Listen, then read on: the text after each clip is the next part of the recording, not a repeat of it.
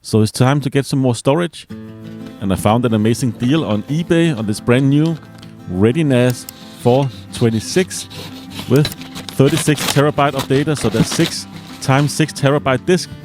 Of course, I really like Netgear devices. I've had several of their ReadyNAS NAS server. I also have a 326, an older one that still runs just fine, but I really need more storage when it comes to all these YouTube videos. Just takes up so much space. So this is the NAS server I'm going to use going forward, just backing up all my completed video projects when I'm filled up my MacBook Pro. So yeah, let's have a look at what you actually get in the box. Of course, you get power cords. This is a device that's sold throughout the world, so of course you get several different power cords depending on where you buy this. I live in Europe, so I'm going to use the first one, but you also get for US and UK as well. And of course you get a 1 meter category 5E LAN cable, pretty decent shielded cable. And there's install instructions, quick start instructions in several languages, and some extra screws if you want to mount smaller hard drive. This one does have toolless hard drive mounting if you use 3.5mm hard drives, which of course this one comes included. Nothing else in the box besides that. And of course you're met with the NAS server itself here. It is a very heavy device. Of course, comes with 6 disks pre-installed, 3.5mm. And I got this entire NAS server with 6 times 6 terabyte disk for less than the disk would cost me alone. So it was an amazing deal, and I could just not resist. I've been looking to get into getting a new NAS server for quite some time because I'm running out of storage space on my old NAS servers. Like I said, video files just take up so much space, and I really want to back up everything I've ever worked on. So yeah, just let's get it out of this little plastic bag, and of course some anti-moisture bag are included as well, quite a big one. And what you're met with is of course the Netgear ReadyNAS 426 with 36 terabytes of storage.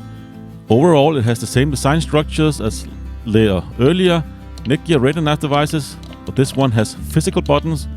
My old 326 have touch capacitive buttons on the front of the device, but else it has the same layout and structure. And yeah, this little protector here to protect the disk from falling out or doing transit at least. And of course, no tools required. Just unlock the disk, take them out, and you can actually swap them out without using any tools at all. So I really like this system. Toshiba discs installed. These are the more premium discs from Toshiba. And of course, looking back at the device, no 10 gigabit on this. It has 4 1 gigabit connections, USB 3 and eSATA, and of course built-in power supply. So yeah, really like this device, very well built. And let's just connect 4 LAN connections or 4 LAN cables. I'm going to use link aggregation with this device here.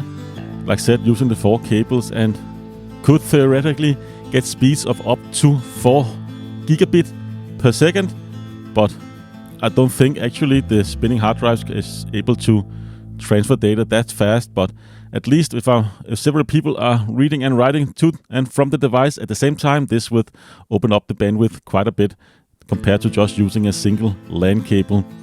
It's a fairly quiet NAS server. I'm gonna use my Noctua mod that I already made a video on this device as well, for throwing a Noctua fan, 120mm. It's a very easy mod to do. And you can see here I'm updating the firmware and just booting the device up for the first time. Let's go into the interface here and set up the bond.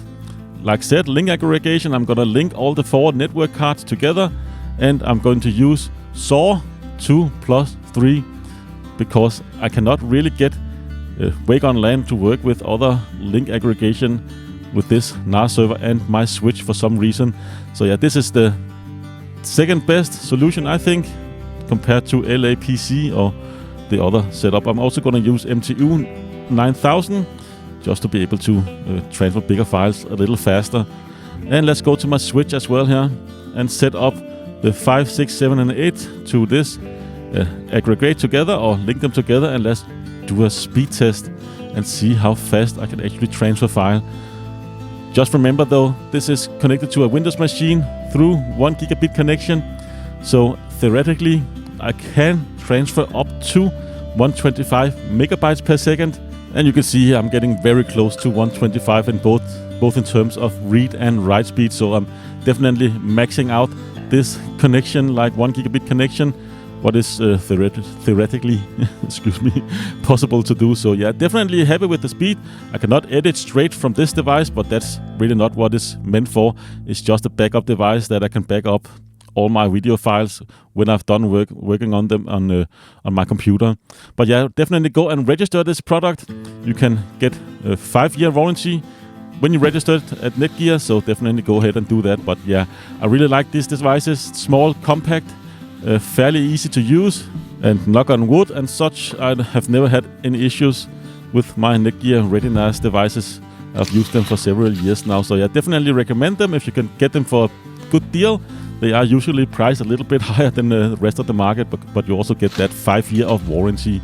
Any comments, just put them down below. Else, I hope to see you again in a future video. Take care.